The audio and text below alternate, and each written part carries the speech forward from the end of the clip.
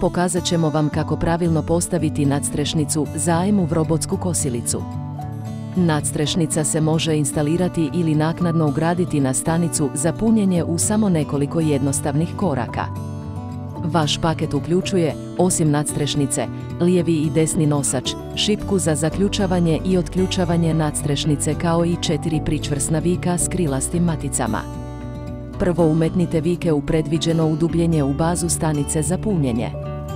Za zaključavanje, okrenite pričvrsne vike u smjeru kazaljke na satu za 90 stupnjeva.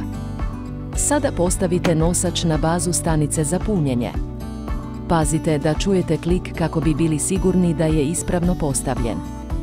Zatim stavite krilce na pričvrsni vijak i zategnite ga. Ponovite ove korake na drugoj strani stanice za punjenje. I u ovom slučaju prvo umetnite vijak u udubljenje, okrenite ga u smjeru kazaljke na satu za 90 stupnjeva, poravnajte nosač. Pustite da sjedne na mjesto i na kraju ga pričvrstite krilnom maticom.